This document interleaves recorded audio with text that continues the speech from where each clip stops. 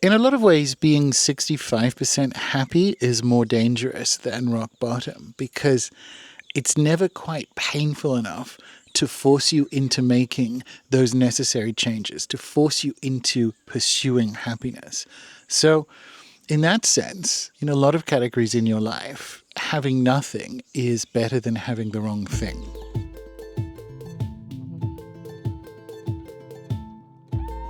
I am back in the upper Amazon on ayahuasca dieta, sitting with ayahuasca, of course, and Pinon Blanco. And a couple of things came up integrating the last ceremony that also harken back to something that appeared in 2 client sessions in the last week or so. When it comes to making change, and yes, this is potentially a funny way of saying it, but go with me, the alcoholics have it easy. Rock bottom makes it obvious that your lifestyle needs to change, your relationship needs to change, your job needs to change. Just okay, 55% happy across some of these categories is a recipe for death at the age of 55. It is the slow death of, this is tolerable, so why should I make a change? Let's start with relationships. Now, there's obviously a difference between being in the long, slow burn part of a relationship after the initial passion, that warm, continuous, deep affection that builds over the years. There's a difference between that and this has just run its course. And on the surface of it, you might think that being in a loveless relationship and not being in a relationship are the same because they're a condition of absence of love coming from an external person, but they're not, are they? They're importantly not, because in the loveless relationship, you are closing yourself off from the possibility that love can indeed come into your life. And you're doing that out of fear, typically. You're doing that out of fear that you don't think there's better out there for you. And I don't mean people. I mean, you don't think the cosmos has something better in store for you. And I see that one in people's energy all the time amongst clients, is the relationship has run its course, but the decision not to leave, which by the way is a disservice to both people in the relationship, is held back because of that unfortunate bird in the hand, okay? But what that does is keeps you in essentially a loveless relationship for the rest of your life. And humans need this. Humans need either solitude, and thus, if they're into it, the seeking of love, or they need to be in a loving partnership. You can't mix them together and be like, well, I'll be in a partnership without love. That is a recipe for early death. That's an example of when having nothing is better than having the wrong thing. Let's look at this from a business or career perspective. And I don't just mean, although it can be this, quit your day job and follow your dreams. You can be on the dream track, and this idea of having nothing is better than having the wrong thing can still apply. You can be in a job where it's like the money is okay, I like my colleagues well enough, but I'm not getting the promotions, I'm not getting the work experience that I know I need to further my career. And you can blink and it can be Christmas party, Christmas party, Christmas party. And before you know it, you've been there 5 years. Humans have an average of 3 or 4 careers now. So 5 years can be like half a career. It's a lot of time to be put into the wrong thing. Now consider what happens instead if you burn it down, right? If you're like, oh, this is good, don't get me wrong, but having nothing in this case is the right choice because it's going to force some kind of alchemizing. Now, burning it down doesn't actually necessarily have to mean you can't fire me, I quit, and leaving and so on, but it is getting off your A and taking seriously wider next steps, whether they're in new cities, whether they're any of that kind of stuff. Oh, there goes my neighbor's chainsaw. Divine timing. It's good to be back in village life.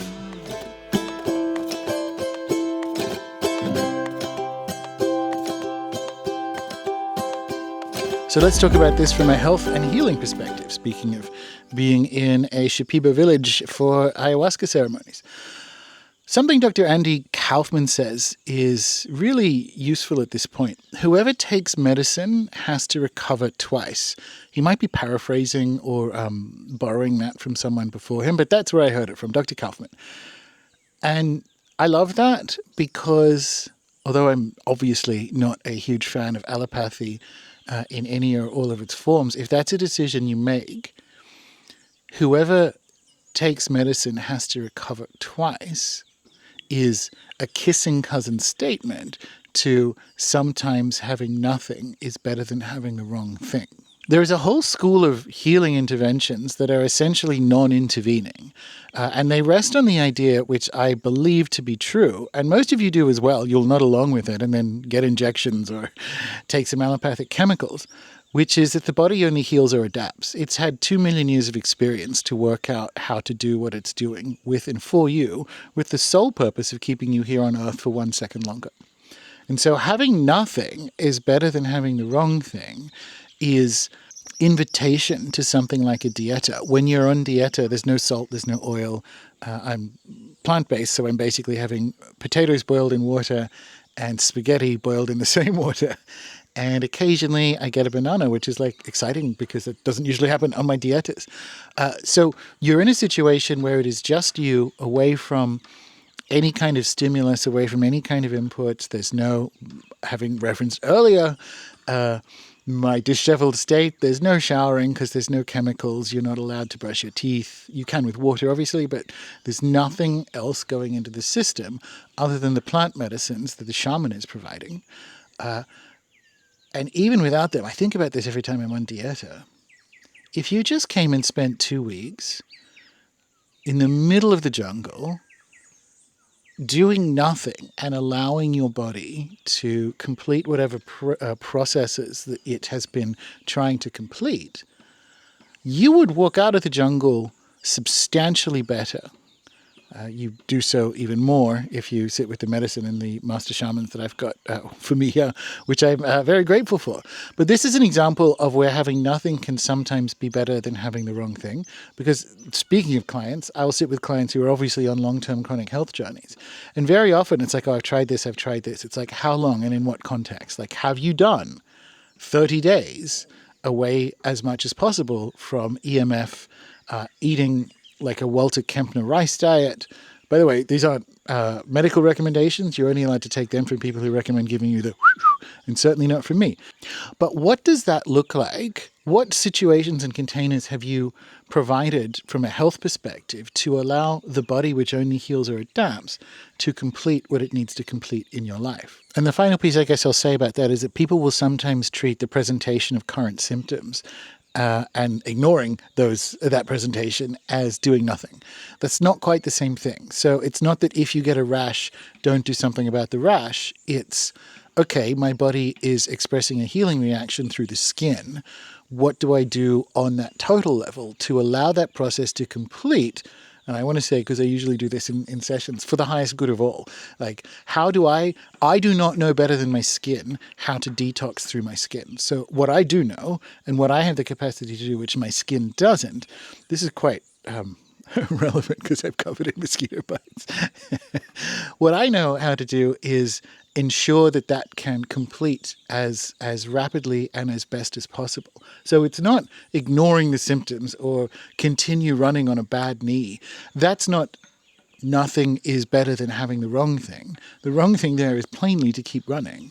It's, okay, my total system is not up to this. What can I do to contain and allow that to heal? So why don't we make this decision? And I'm talking about myself here, why don't people who are in a situation where something 65% good, 65% okay, don't actually make that transformation? Because it's a dangerous number. It really is. 65% happy in a relationship is an early grave, okay? 65% happy in a career is an early grave, you know? It's just enough happiness to get you through to the next day and medicate with whatever your preferred medications are. So it's a really dangerous number. So why don't we do it? Well, if you're anything like me, it's scarcity trauma. It is having to work through the belief, which you can appreciate intellectually. Oh yeah, no, the universe has good things in store for me. You go, okay, do my bones believe that? You know, do I believe that in my soul, even though the words are coming out of my mouth? And that's a longer journey. Yes, everyone has that apparently evolutionarily adapted trait that we prefer essentially the bird in the hand to two in the bush over there where the guy is chopping and chainsawing. And I'll do a separate podcast about this, but there's like a 301 level of responding to, do you believe that the universe has something better in store for you, that is co-creating from a place of disappointment. It's co-creating from the unexpectedly less, I suppose, conditions that you have in front of you. There's a very ferocious Mars transit that is stationing and finally going direct, and the things it has done to my chart and my life have caused me to sit with co-creation from a place of disappointment in quite an intense way. So I have a podcast about that coming up. And if it is ready, it'll be linked up below, pussy in bio. All right. How can you determine if you're in one of those 65% happy situations or a slow burn or so on? Well, there's a little bit of time travel you can do here. And start with your relationship, if because that's usually the main one. I want you to think forward. Find that state of happiness where you're in now. Think forward a year.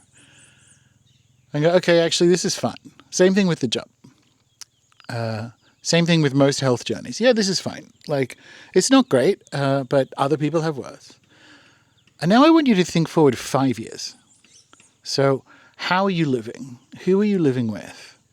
That's a big jump. We've come back to that 5-year career thing. You can jump forward 1 year, and it's almost the Kimmy Schmidt thing. If you can handle anything for 10 seconds, you can handle a non-abusive relationship that was once loving and now isn't for a year. But if you think about being kept in those conditions for 5 more years, yeah, that's not great. Same thing with the career. Same thing with like motivational health interventions, right? Whether they're dietary or what have you. It's like, no, I can keep this going for a year. I can keep this this physical dissatisfaction going for a year because I'm kind of busy or whatever. And then you think 5 years, you go, ooh, that's no bueno, you know? So there's a little bit of time travel there that is your litmus test for, is this slow burn or is this something that I might need to burn down? Because here's the thing, the change will come to you anyway. You don't control desire. That's not what humans do. Humans are conduits for the sacred expression of desire into the universe. And your conscious mind's job, its only job when it comes to desire, is essentially to conduct its most efficacious and most beautiful expression in your life. It's not an on-off switch. You can only control whether desire expresses in your life consensually or not, because it will non-consensually, which is to say destroy your life, express if you keep trying to keep the lid on it for too long. And it does this by removing all those pesky obstacles to your happiness and the sacred fulfillment of your desire. That can be your marriage. That can be your job. That can be a serious health intervention that actually forces you into a diet that is better for heart health or whatever it ends up being. You can't stop the expression of this. You can tamp it down and it will blow up in like the scene from Network or what have you, where the mostly unsatisfactory or like semi-unsatisfactory marriage or career is destroyed via an affair, or you start fucking things up at work or what have you, because the unconscious mind is 90%, maybe even more, of the energy in this system. The conscious mind is just the conductor. It's just the final director of where all of this sacred energy shows up in your life. So it's more than a little useful to play the 1 year, 5 year game with any of the areas where you think that nothing might be better than having the wrong thing. So take some time to sit with any of these areas that might be a nothing, wrong thing situation. Just sit with them. See what they want to tell you.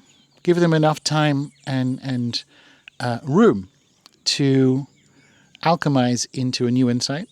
Because another way of saying that is make room for the sacred in these parts of your life.